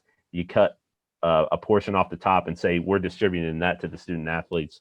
And how each team goes about that distribution is up to them. But I think I would have preferred it that way, just because I don't like the idea of for the top tier players, it's going to be great. The Zion Williamsons of the world, they're going to get what they deserve. But there's a lot of sort of like next tier players that I don't know if will ever reach the market or what they bring back in or what they're awarded. From a scholarship standpoint, room and board, it's a lot, but does it equal what their true market value is? I'm not sure it does. And I don't know if this fixes it or not. I think if it helps certainly, but I don't know if the way that they've kind of organized, and I get why they did it from a recruiting standpoint. It makes it a little bit easier to set up a system to put some rules in place. But I think I would have liked to see it done a little bit differently. Yeah, I think obviously long overdue. I think it's I think John Fanta, I think you hit on it. I think it's going to be very interesting to see how the expectations not being met by certain players over time, how that impacts it. And, because people are whispering in their ears, we all know that. And they're going to go in there thinking that they're going to get X amount of money. And that may have an impact on transfers, because then maybe they can blame it on the school, but who knows? But I think it was long overdue. I'm glad they're doing it. Makes great sense for the game, for the kids. Well, in Congress, you've got things going on two different fronts. You've got Gonzalez and Cleaver in the House putting forth a strictly name, image, and likeness bill. And it appears that they're trying to keep the impetus on the student athlete and not on the NCAA controlling how this is played out. But it's name, image, and likeness strictly. The key here is they want to try and run this through Congress, through the House, and then get it approved on the other side before the end of the school year, because many of the state bills, NIL bills, start kicking in next summer. Florida's kicks in July. I think California's is shortly after that, and so on and so forth. So they want a national umbrella NIL bill already in place before all these state bills start kicking in and adding confusion and discord to the game. That way you've got one bill that's a national bill that lays it out, spells it out specifically.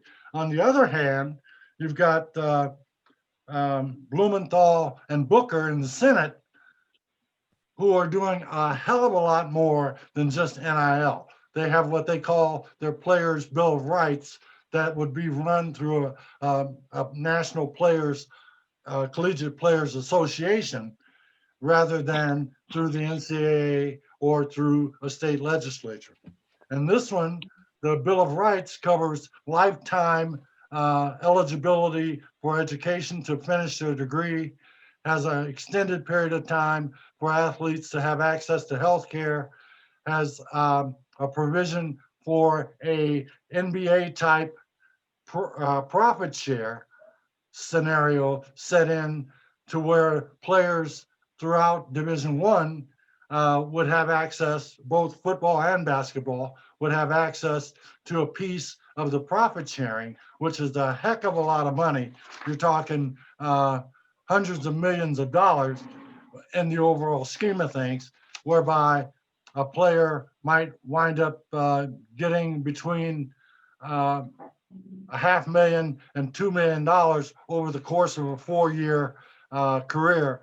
That would be put in some sort of escrow account and so on and so forth. It's really involved and really detailed. And the Bill of Rights could change basketball and football the way we know them today, could totally change them. The strictly I like the sound of it. Is a strictly NIL bill is fair for the players, but it's very limited in its scope. This Bill of Rights could change college sports as we know it.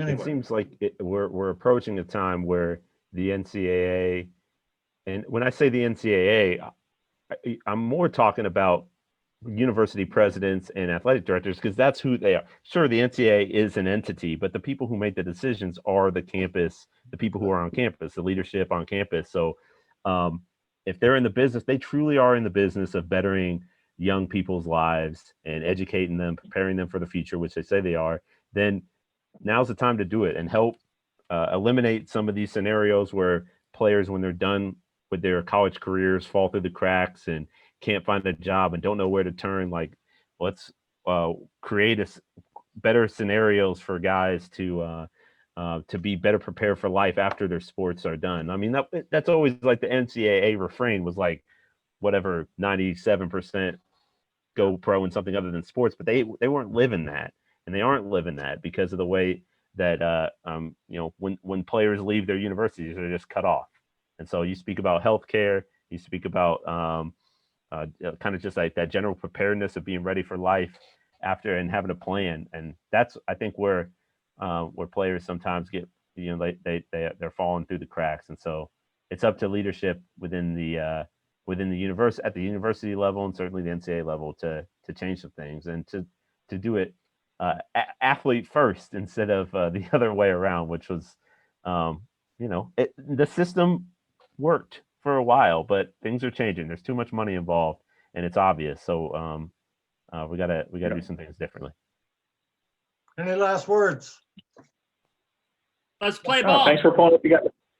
Yeah, thanks for having us. Let's I play. appreciate it. Jon Fanta, Jon Nyatawa, Jack Daley. Thank you, gentlemen. I appreciate it. It's been a pleasure. Thank you very much. Thanks. We'll hopefully do this Thank you. next year. Yeah. Thanks, guys. Okay. Ciao. See ya. Take care. Ciao.